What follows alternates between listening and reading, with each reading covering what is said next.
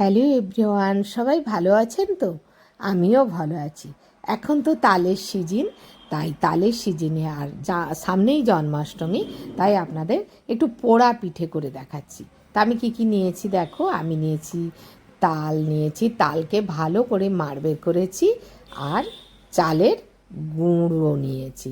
আমি কিন্তু চালের এমনি গুঁড়ো করে নিয়েছি, আপনারা শিলপাটাতে বেটেও করতে পারে। আমি কিন্তু মেশিনে 2 বাটি চালের গুঁড়ো নিয়েছি, এমনি চাল, সেদ্ধ চালের গুঁড়ো, আর একটু সাদা তেল নিলাম।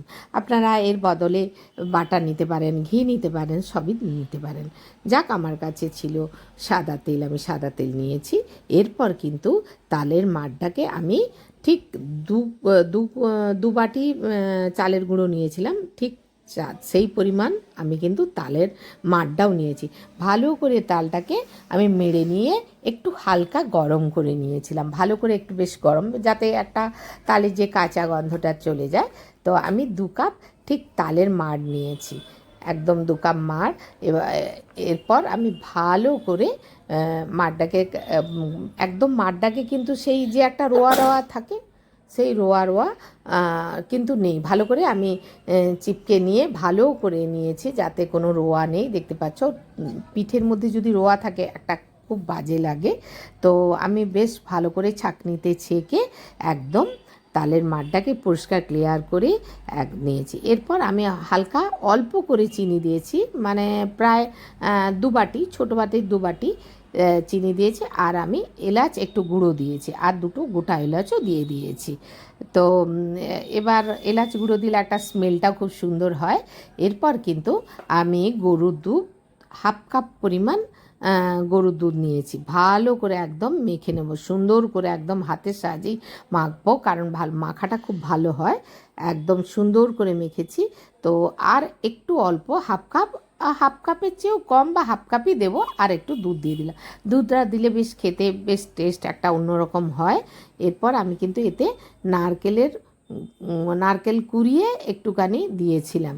তো যাই হোক, সেটা বোধহয় স্ক্রিপ্ট হয়ে গেছে, কারণ আমার ছবিটা ঠিক ভালোভাবে তোলা হয়নি। আমার একটু ডিস্টার্ব ছিল মোবাইলটা, যার জন্য আমি ঠিক মতন করে তুলতে পারিনি। তো না, নারকেলটা স্ক্রিপ্ট হয়নি, মোটামুটি কুড়িয়ে দিয়েছি। আপনারা বেশ ছোট ছোট টুকরো করেও দিতে পারেন, আমি যেহেতু কুড়িয়ে দিয়েছি। তো আমার কোরানাটাও ভালো লাগে, তাই আমি কুড়িয়েই দিয়েছি। বেশ সুন্দর করে কিন্তু আমি একদম প্লেন করে ভালো করে একদম মেখে নিয়েছি। একদম সুন্দর করে আমার মাখা হয়ে গেছে। এরপর আমি কি করব, এরপর আমি গ্যাসটা অন করব। গ্যাসটা অন করে ওই যে চালের গুঁড়ো যেগুলো আমি মাখালাম, একটু না বেশ কাতরা রেডি করে নিলে না বেশ ভালো হয়। একটু গ্যাসটা মিডিয়াম টু স্লো আছে, বেশ ধীরে ধীরে নেড়ে নিলে বেশ একটা কাঁচা গন্ধ যেহেতু থাকে, বা একটু বেশ ভালো লাগে। একটু নাড়ানাড়ি করে একটু একটু তালটাকে বেশ পাকিয়ে নিলে তালের মাড়টাকে চালসহ বেশ ভালো হয়। তো আমি বেশ নাড়ানাড়ি করে ধীরে ধীরে স্লো আছে, দেখতে পাচ্ছেন একদম তলাতে লেগে এসছে, তার মানে আমার হয়ে গেছে। ব্যাটারটা রেডি হচ্ছে ধীরে ধীরে। ওটা পোড়া পিঠে করব। পোড়া পিঠে খেতে কিন্তু খুব ভালোই লাগে, আমার তো ভীষণ ভালো লাগে। সামনেই জন্মাষ্টমী, যেহেতু তালের একটা পিঠে দিতে, এই পোড়া পিঠেটা ট্রাই করে দেখবেন, বেশ ভালো লাগে। তো যাক, এটা একদম সোজা পদ্ধতিতে, একদম কোনো কষ্ট নেই। তো বেশ খুব কম সময়ে তাড়াতাড়ি, যেহেতু আমি একদম কাতরা রেডি, তালের মাড়টাকে একদম চালের গুঁড়ো দিয়ে রেডি করে ফেলেছি, আর চিনিটাও এর মধ্যে সুন্দর কি বলবো, একদম মিশে গেছে। তা একদম আমি রেডি করে ফেলেছি। এরপর একটা ননস্টিকের কড়াই নিয়েছে, আর অল্প তলাতে কিন্তু একটু অল্প জল দিয়ে দিলাম, একটু অল্পই জল দিয়েছে। আর তার মধ্যে কলা পাতাগুলো আমি কিন্তু আগে থেকেই একটু গরম জলে সেঁকে রেখেছিলাম। কলা পাতাগুলো, যেহেতু কলা পাতাগুলো একটু মড়মড় করে বলে সেঁকে রাখলে কলা পাতাগুলো ভালো থাকে। এরপর ধীরে ধীরে গোটাটা সুন্দর কড়াইয়ের মধ্যে আমি কিন্তু একদম বিছিয়ে দিলাম, খুব সুন্দর করে আমি বিছিয়েছি।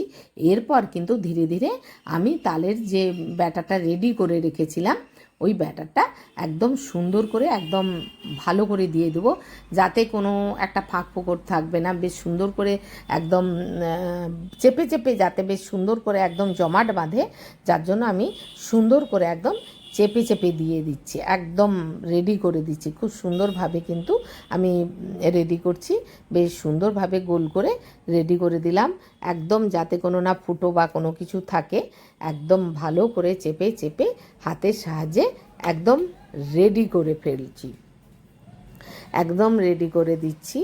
এরপর আমি কিন্তু কি করব, এতে আমি কয়েকটা কাজু থেতলে রেখেছিলাম, কয়েকটা কাজু একটু অল্প, মানে কি বলবো, অল্প ডাস্ট করে রেখেছিলাম, মানে বেশ ভেঙে ভেঙে রেখেছিলাম যাকে বলে। তো আমি সেইটা এবার এর ওপরে বেশ ছড়িয়ে দিলে খেতে খুব সুন্দর লাগবে, যার জন্য এটা অপশনাল, কেউ নারকেলও দেয়। আর দিয়ে একটু চেপে দিলাম যাতে না খসে পড়ে, একদম দিয়ে আমি কিন্তু একদম দিয়ে তার ওপরে আমি কি করব, বেশ আবারও কলা পাতা কয়েকটা চাপা দিয়ে দিলাম। যেহেতু পোড়া পিঠেটা এভাবেই করতে হয়, এভাবে করলে বেশ টাইমটাও কম লাগে আর খেতেও ভীষণ সুন্দর লাগে, একদম কম সময়ে। আর কি বলবো, একদম পিঠেটা রেডি হয়ে যায়। এরপর আমি গ্যাস অন করে দিলাম, গ্যাসটা কিন্তু একদম স্লো আঁচে 45 মিনিট এইভাবে থাকবে। তো একদম রেডি করে হয়ে গেছে। এরপর বেশ কিছুটা বাদে আমি ফিরে এসেছি, আস্তে আস্তে দেখছেন ওপরে পাতাগুলো বেশ পোড়া হয়ে গেছে। এরপর আমি কিন্তু 45 মিনিট পর এরপর আমি গ্যাসটা অফ করে দিলাম। এরপর আমি ফিরে এলাম, দেখো কি সুন্দর, একদম দারুণ হয়েছে, একদম ওপরের পাতাগুলো কিন্তু পুড়ে গেছে। যেই একইভাবে আমি কিন্তু নাড়াচাড়া একদমই করিনি, একদম সুন্দরভাবে পাতাগুলো পুড়ে গেছে, তার মানে আমার পিঠেটা কিন্তু কমপ্লিট হয়ে গেছে, একদম কমপ্লিট। এরপর আস্তে আস্তে ধীরে ধীরে কলা পাতাগুলো দেখেই মনে হচ্ছে একদম সুন্দর পোড়া হয়েছে, এর নামই তালের পোড়া পিঠে, অপূর্ব, একদম বেশ সুন্দর, একদম মানে কমপ্লিট হয়ে গেছে, একদম নরম নেই, কি সুন্দর হয়েছে।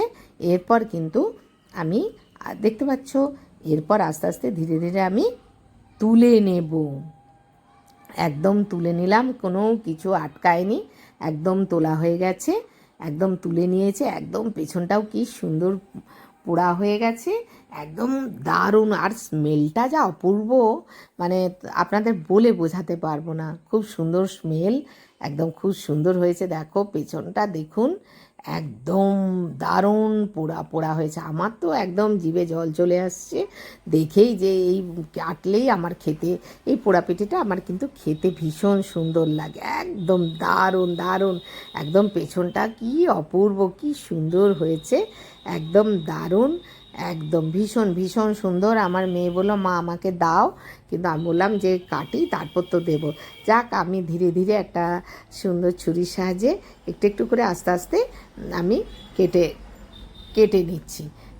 কি সুন্দর, একদম দারুণ সুন্দর হয়েছে পিঠেটা, একদম ধীরে ধীরে কেটে নিচ্ছি, একদম পিঠে আমার কমপ্লিট, একদম দারুণ সুন্দর। তো আপনারা একবার ট্রাই করে দেখবেন যে, আর এই বর্ষাকালে এই পিঠে ভীষণ ভালো লাগে খেতে, এই পদ্ধতিতে করলে দেখবেন আপনাদের ভালো লাগবে খেতে। তো একদম কমপ্লিট আমার রেসিপি, যদি আপনাদের ভালো লাগে আপনারা একটু লাইক করবেন, কমেন্ট করবেন আর শেয়ার করবেন। আজকের মতন টাটা।